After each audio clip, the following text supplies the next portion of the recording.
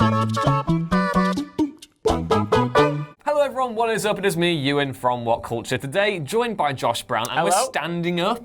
I know, what's this about? I went to the wrong studio, and you said breaking news. Breaking Batman news, Josh. And I ran to the wrong studio, and you were here, and you've been waiting on me. But anyway, we've both forgotten the use of our legs. It's been that long since we've actually used it. But yeah, and there's some interesting stuff coming around for Matt Reeves' The Batman. Now, obviously, we're all very excited for the Birds of Prey trailer, which is dropping later today. Could be dropping right now, and we could just be ignoring it. We don't know. But there was some news that broke overnight, and over the last few weeks, we've had some interesting stuff regarding Jonah Hill's apparent role. Apparently, he's still negotiating with Warner Brothers, depending over him getting the Penguin or Riddler part, and that's quite interesting because everyone thought he'd be the Penguin, but the Riddler seems quite cool as well. And that's why I think it would be really good. I'm hoping he gets the Riddler. I think that's the more unexpected role. And as we know from past Batman movies, the unexpected roles, the unexpected castings often turn out really well. Not always, but often they turn out well. Yes, but Mark Hughes of Forbes has had a little bit of an information dump on the Batman overnight, and it's a really interesting piece. They mentioned that in the next few weeks we're going to see casting announcements for the likes of the Riddler,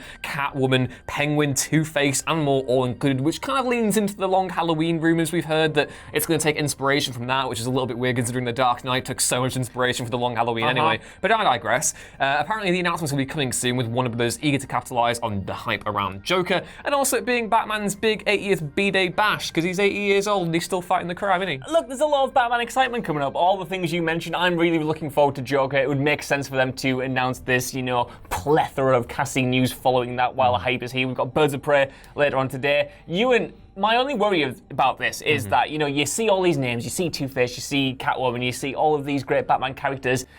Are they maybe overstuffing the pudding? Well, apparently it all serves a purpose, because one of the most interesting things that Hughes mentioned in this report today is that apparently Reeves will be making a trilogy of films. And this is the full quote. He'll be making a trilogy of films, but there will be an opportunity for the world he creates to continue, be it with Reeves still at the helm or someone else taking time in the director's chair. Now, that's franchise building if it ever was one. And I think if Reeves has the option, if Warner Brothers are able to have Matt Reeves do 3 Batman films, yes, sign him up right now, because that will be absolutely amazing. And Batman's world is so expansive anyway, it can definitely sustain its own entire cinematic franchise, as we've seen on 3 separate occasions now. But there is an interesting thing here, because apparently the Batgirl movie that's been in production for ages, the one that had Joss Whedon attached for a little bit before he left, and also the Nightwing movie being directed by the Lego Batman Movies, Chris McKay, apparently they're going to slot into this cinematic universe as well. And I say cinematic universe, I could say dark universe, because it's Batman and it's dark. The real dark universe. Yes, exactly, the real dark universe coming to your screens the next few years.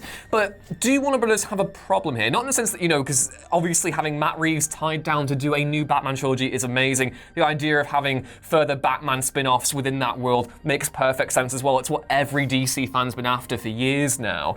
With the DCEU still kicking around, and with the Joker and the Elseworld stuff that has been rumored for different things as well, do Warner Brothers have a bit of a problem on their hand here with the oversaturation of cinematic franchises, and can they sustain all these different things at once? This is what makes it so exciting for me, genuinely, because I think WB have done a really good job of turning around this brand in general. At one point we thought like the DCEU was done it and made too many mistakes, but they've kind of clawed the way back to major success. But now, like you said, they have a lot of plates spinning right now. They've got the Suicide Squad that's about to come, I think, in 2021 from James Gunn. And that's just called the Suicide Squad, even though it includes characters from the first movie, which was called Suicide Squad. So I feel like for casual audiences, not fools like us who dig so deep into the different projects that are happening, it might be a lot to take in. You've got this individual kind of Batman universe that's been spawned around these Batman characters. You've got the DCEU as it was with The Flash and Wonder Woman and Aquaman and all that stuff. And now we've got the Elseworlds things, like you mentioned. There's a lot of different kind of avenues they can go down, which makes for creative, imaginative, varied movies. But I wonder how they're planning to, tie all of this together. At one point, it might have made sense for Batman to slot in the DCEU, as it were. But now, by the sounds of it, we're getting a kind of completely new story with a younger Batman, which we know. I'm not sure how those two worlds connect, or if WB even want them to connect at all. We always just assume that, the shared universe is the de facto kind of goal. But WB over the past few years, have they not kind of moved away from this and kind of seen success? Like, they might have realized that although the MCU is great, they don't have to mimic that style to get, successful movies. I think they're definitely playing to their strongest assets here. You think of not to slight anything that's been going with the DCEU in recent years, because I think that's really bounced back in light of, Wonder Woman, and Aquaman is like the highest grossing DC movie ever, which is mental. Then we've got Birds of Prey coming in February, and then we've got the Suicide Squad, and then Shazam, and the Shazam sequels and all that. It's interesting to me in the sense that, well, at the same time, I think, audiences are going to benefit the most out of this. I do wonder if the overlap is going to cause confusion as well, because I think if Warner Brothers had their own way, they would go back time about, 5-6 years and basically try and readjust their cinematic universe of, oh, wait, like if The Flash came back in time, like in Batman v Superman, where he just comes out of nowhere and it's like, Bruce, blah, blah. What if someone came back in time and told Brothers Warner that they were going to get a Matt Reeves Batman trilogy? They probably would have wanted to structure it around that in a way. And, like I said before, Batman's world is big enough to sustain by itself. You can make so many different films and spin-offs out of this that you don't necessarily need the other stuff, but it would be nice to have it as well. I think it would be great if the Birds of Prey and the Suicide Squad were to have some overlap with the Batman trilogy, but again, it's difficult because we don't know the aesthetic qualities of this new trilogy. We don't know how it's going to carve its own visual identity as compared to the DCEU, which still has its own unique flavor. So I find it really, really interesting. What I'm going to ask to you, is it out the question to have potentially a big event movie that eventually kind of merges these different universes into one? Maybe have the established DCEU heroes jump into the world of the new Batman, something like that. I think audiences now are so accustomed to superhero movie events and this idea that kind of everything's connected. We've just had Avengers Endgame, which if you told me 10 years ago would exist and that casual audiences would get it and love it and embrace it, I'd have said, you're absolutely crazy. I feel like we're at a point where, they could do a kind of event movie that explains it in universe and explains why we have either all of these different branches or kind of attempts to bring them together. I think that would function in a digestible way for audiences to be on board or to kind of realign the universe in a perhaps savvy way. Yeah, and I think there are definitely ways where you can make them coexist as well. I think, with Batman, there are so many different avenues for TV as well. I've been begging for a Gotham Central TV show for ages. I know Gotham was meant to be that, but then it didn't end up being that, and that was a massive shame. One of the cool things that this author, even though he's mentioned a few different fan castings here and there, he says that John Goodman would be the perfect Harvey Bullock. And as someone who absolutely adores John Goodman and just wants to give him a big ol' hug because he's absolutely amazing and he makes everything he's in 10% better than it already is, I just think that's the most exciting thing about this news story, is suggesting John Goodman as Harvey Bullock. Into a little bit of a secret here. Before we jumped in filming this guy was even more excited than he is right now. Yeah. This might be the best news of the entire week. It's not even news, it's just a wild theory that I am fully 110% behind. Yeah, but also in regards to this potential new universe that's being optioned, the report, like I mentioned earlier on, that Dick Grayson the Nightwing movie might be getting, adjusted to base. And that's a shame because Chris McKay has been typing that film up for ages on Twitter. He had a poll out a while ago saying, what do you guys want to see from a Nightwing movie? Do you want it to be like action focused? Do you want this? Do you want that? And it's a shame that he's kind of effectively had his plans put on hold because of, a different franchise. But in the article itself, it says, from what I've heard, Dick Grayson is expected to make an appearance in one of the Reeves movies, probably in the form of an origin story. Whether that's the film's main plot or a subplot, however, remains to be seen. And this is really interesting to me because if we're talking about this as being a trilogy of sorts, and we've got the Long Halloween rumors as well. Anyone who's familiar with the Jeff Loeb, Tim Sale Batman comics is that you had the Long Halloween, and then you had Dark Victory, which came out afterwards, which was a massive retelling of Dick Grayson's origin as Robin.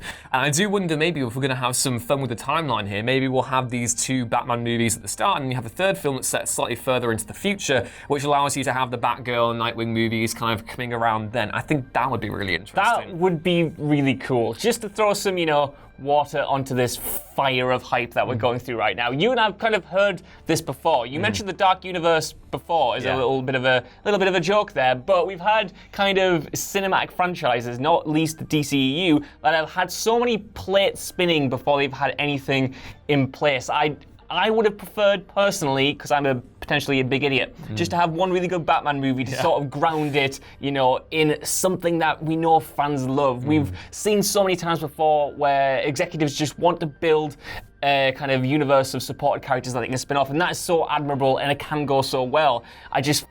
You know what? I'm a bit apprehensive. Weirdly. Is that okay? Because I agree with you, but I also think that their decision to say, well, I know we've got this other cinematic universe here, and we've got these Elseworld stories here, but them committing to do a new one, to me, speaks volumes to the confidence they have in this vision. Yeah. Which is weird, because if you'd asked me about any other, film franchise, whatever, and they were doing this many franchises and spinning off into so many different things, I'd be like, what are you doing, man? That's daft. But there is a clear vision here, I think, at play, which is really, really cool. You are right. There are some details in there that, even though you just said, when this sort of Nightwing movie is being written at the moment, it's a bit of a shame that that's kind of being put on hold. It's probably for the best that it gets put on hold, so you can have all your eggs in one basket, as it were. You have everything lined up to make that as good and as cohesive and as tied in with the mythos as it can be, rather than, jumping before you can walk, run.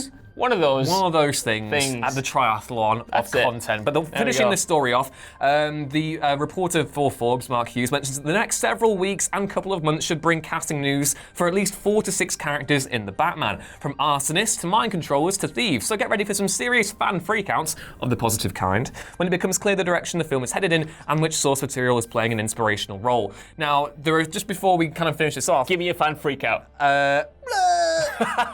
The arsonist here kind of makes you think of either Killer Moth or Firefly. I think that's pretty obvious. Mind control, maybe Hugo Strange could have a role in here. I know he doesn't necessarily mind control people. Mad Hatter as well, of course, is an obvious shout there.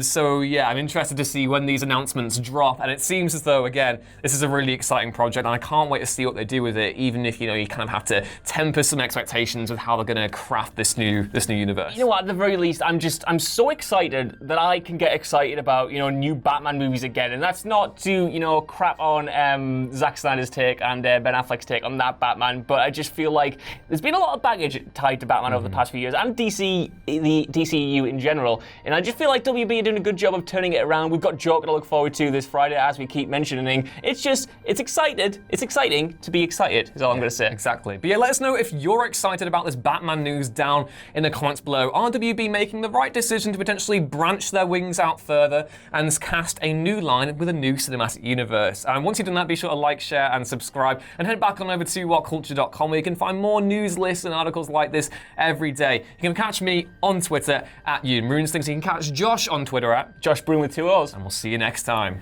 Bye. Bye. He's done it. He didn't warn me.